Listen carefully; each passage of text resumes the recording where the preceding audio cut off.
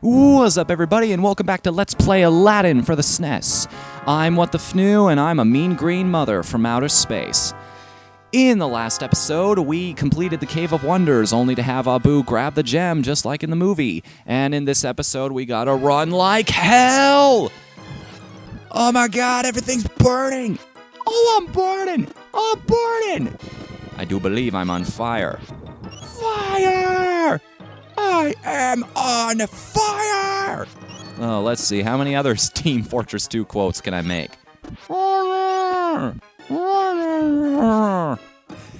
Anyways, the red gem placement is kind of jerkish in here, because you'll notice these things, they don't go all the way up if you happen to bounce on them. They go back down again, so they only raise up as much as you allow them to, which is, more than a little bit of a dick move in some occasions.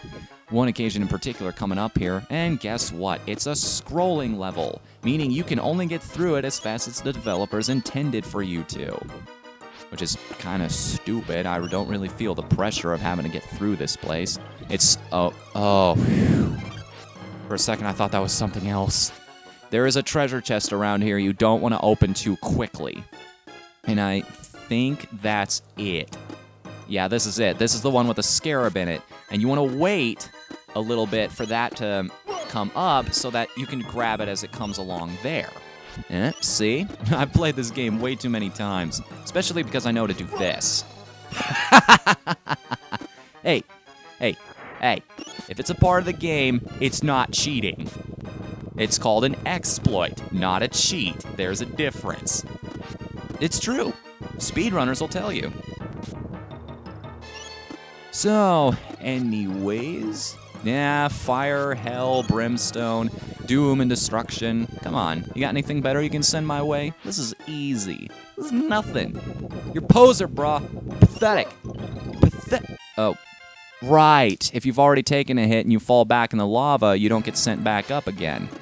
It counts as falling down a pit because you go off the screen. Wow. Well, that was embarrassing. After I said this level wasn't that hard. It's like clockwork, isn't it? Just like frickin' clockwork. Wait, what did I just say? There I go, quoting other Let's Players again. Oh, can't you come up with your own material? You constantly have to quote others. I think I'm going to unsubscribe if you don't come up with a joke that's totally unique to you. Well, screw you, pal, because, hello. Have you not watched Luigi's Mansion? Although technically that's not unique to me either, because that was I actually stole Nice Pants from a running gag on Whose Line Is It Anyway, so yeah, my point is moot. Okay, let's actually beat the level this time. Just look at Aladdin's sprite there for a second. Well, you can't really now because it faded out to white.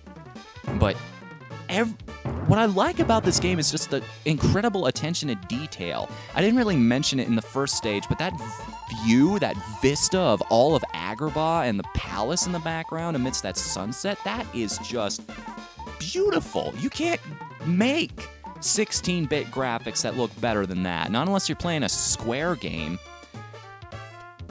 And even Aladdin himself, he's just the little patch on his pants, the fez, the way the shirt opens just so. They just got everything right. And if one scrolling stage wasn't bad enough, now we've got a rails stage with waves of lava. Okay, that's a better attempt to try and stop me. Look at Abu clinging on for dear life. I gotta say, it's...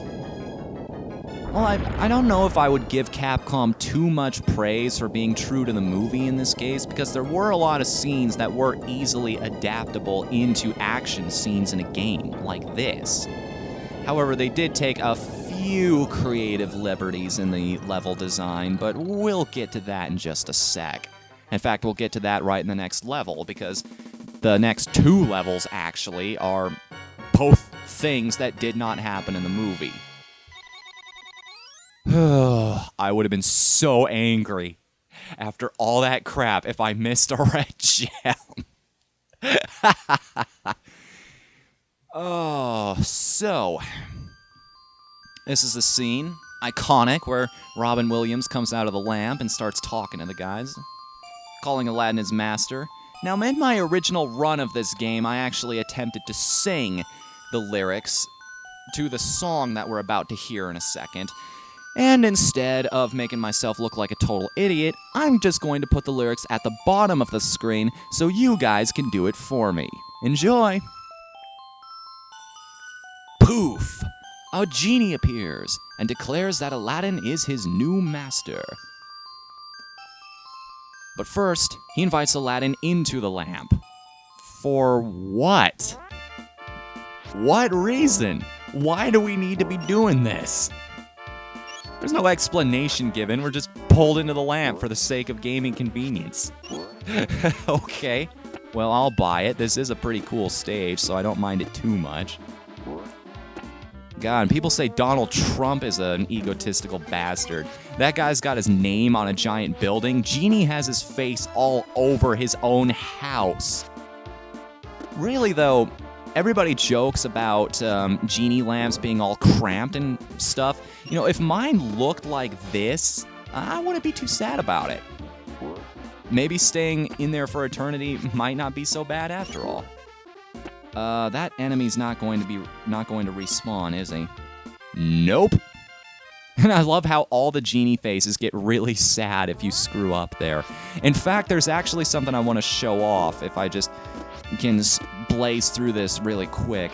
I actually have watched a speed run of somebody going through this game. I don't know what kind of tricks he uses, man, but there is some sort of tool-assisted nonsense going on in there that I just don't understand. Oh, that still counts, okay. So Genie's gonna show up, and he's actually going to build platforms here based on how many lives you have left. I've actually gone through here with all kinds of different amounts, and he's given me different things to actually land on. He'll advance forward every time you grab one of the little obstacles he puts together, but if you fall... See what I mean? The attention to detail? He's like, what? How did you fail that? I swear I made that as traversable as possible. What are you, stupid? Yes, and by the way, these lyrics are straight from the source. So anybody who tells me I'm getting them wrong this time, you can just go to hell. Because I assure you, I've got it right this time. Alrighty. That's that part done, finally. Ooh, boy. Now we're in the second part. Yeah, kicked something again. I just love doing that. It's such a satisfying move. These balloons are kind of interesting, the way they lift you up into the air. Oh, sure, now I can do the high jump. Yeah, when it doesn't really matter anymore. Don't jump yourself into the spikes, Aladdin, jeez. Yeah, I'd be down with living in a cool-looking lamp like this, like bejeweled posts all over the place, fun things to jump and swing around on. Yeah, this place is nice and cozy, actually. I'd totally be down with living in a place like this. I'd vacation here. Or, if I were Nintendo Capri Sun, because I haven't made enough references to other Let's Players yet, I'd sleep here. Although, you know, I understand where he's coming from with that phrase, but I gotta tell you, if I had to judge the comfort of a place, like how well it appeals to me, and just hear me out on this one. If I had to judge a place based on whether or not I'd actually want to spend time in that place, you have to ask, I really think there's only one question you can ask. Would you be comfortable masturbating here? And I'm being totally serious. If you can't imagine yourself doing that in this place, well, I guess it's not as comfortable as you thought it was. And no, for those who are curious now that I've brought it up, I frankly would not would not be doing that in the Genie's lamp area here, simply because of all the eyes. That would just bug the crap out of me. And I'm pretty sure none of you know this about me, but, well, you ever hear of a thing called Asperger's? This is ha ha ha, ass burgers, but really, this is it's a legitimate medical condition. It's basically, if you know what mental retardation is, or autism as it's more sensitively known, it's about halfway between being like a normal person and being like somebody with autism. There are certain mental limitations built into your mind, but it's not quite as severe as the condition of autism. You are still, for the most part, socially functional. Believe it or not, when I was 3 years old, I was diagnosed with Asperger's, which probably explains the weird way I think about things sometimes. Of course, mine's kind of high functioning, so technically it doesn't count, but, well, I like to think that way anyway. My memory serves to prove me otherwise, however. Anyways, yeah, it probably explains the weird way I think about things. Like, when I was a kid, my mom put it best. When I was a kid, I'd find things that wiggled that she didn't even realize moved. Like, don't take that the wrong way. I know what you're thinking. Just stop. But, like, I come up with just the damnedest ways to explain things. Of course, anybody who's watched game theory, well, my take on game theory, knows that already. Like, there's one thing I've been trying to erase out of my speech, the term very good, because, you know, I don't think very good is really an upgrade from good. Like, you're not saying that something is great by saying that it's very good. You're just saying that it's more good than it would have been if it was just good. In fact, if anything, you're actually belittling it in sort of a way because it's so good, there's no possible way it can be great. It's like, well, you know, it's not fantastic or anything, but it could not be any more good than it possibly is right now. Wow, that was kind of a tangent. Anyways, so this is another stage that did not happen in the movie. Abu disappears into a pyramid because apparently we're in Egypt now. Actually, that was referenced a lot in the cartoon series, if I remember correctly. There is a lot of indication that we are in Egypt, that Agrabah is someplace in there, and I don't know if Agrabah is an actual city somewhere in the world. That's something I want to find out someday. Whoa. What the heck? If you hold out the... Oh yeah, you can walk across that gap, wow. It's like we're playing TNT on the SNES all over again. Anyways, sand bats that disappear as soon as you jump on them. It's not really any different from normal enemies. It always felt that way, though, like there was something special about the way these things died. The pyramid is kind of an awkward stage if you're not used to playing it. Any ledge that has sand running down it, you cannot grab onto. You have to be really careful about that here, and it's just something to take into account if you're not... Boo! Why'd you run away? There's something in this place I don't know about?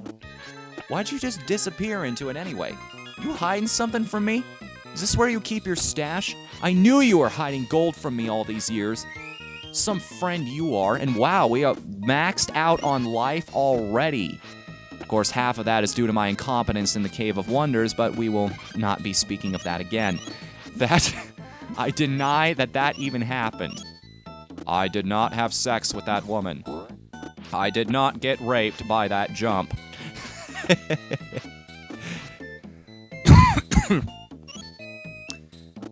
Jeez. What's that line from the Jeff Foxworthy roast? He's not the kind of man to laugh at his own jokes, but I know a lot of comedians that don't laugh at his jokes. I try not to seem too conceited and sound like I'm having too much fun with my own commentary, but I've said it before and I'll say it again, this kind of brings out the beast in me. It's a way for me to just kind of let loose. Like some people do stand-up comedy, I talk to people on the internet. That's just kind of how it goes. And with that 2 up, we have maxed out our life count, and... Oh, wait a minute, I can't cut off the episode yet. I can't cut off a stage midway, that's just... No. No, that is not a thing that's gonna happen. What jerk placement. If I had not Oh, well, okay. I guess it's not as jerk as I thought it would be, because there's 2 more enemies right there. There's no way you would screw up getting a red gem more than 4 times, people, if it were that easy to find. I mean, really. How bad would you have to be at this game for something like that to happen, eh? Just like all small enemies, you can take out the bats with apples if you like. That's not really something I use a whole lot. It's more of a convenience thing in this game. Just some kind of way to hit enemies from afar. It's not really... You can't kill everything with the apples, too, as I... oh, wait a minute. No, that's a scrap recording. Never mind. As I will demonstrate later, you cannot kill everything with the apples, just the small enemies. Like, the guards are completely immune to that. And I love how if I had let that chicken keep going, it would have just kind of... I wonder... Oh! Wow! That rarely happens. I can almost never grab that gem without losing a life. Abu! Get your ass back here. I wonder what would happen to his sprite if you just kept following him past here. Like, if I had a cheat that increased my speed, would his sprite just kind of disappear into there? I always loved finding stuff like that. Like, stuff that... Everybody's got their one little thing they like to do. Like, some people like to clip through walls. Some people, their personal thing... Okay, you know what? This is getting stupid. Just take it, Aladdin. Just take the hit and run. Take it like a man. Be a man, Hogan. Anyways, some people like to clip through walls. Some people like to find a way to be completely invincible in a video game. Me? I like watching sprites disappear. Go figure. Oh, we got a brand new type of enemy. These guys are incredible. Look at that. They don't even get hit. They just block it with their swords and they dodge it outright. Okay, and just like in the first one, unfortunately, we've come to that moment where we have to fight the hardest boss in history. Are you ready for this? Are you sure? Really? You still got time. You can back away from this if you like. You do not have to experience this type of horror with me. Okay. You were warned. 3, 2, skip a few, 1, go.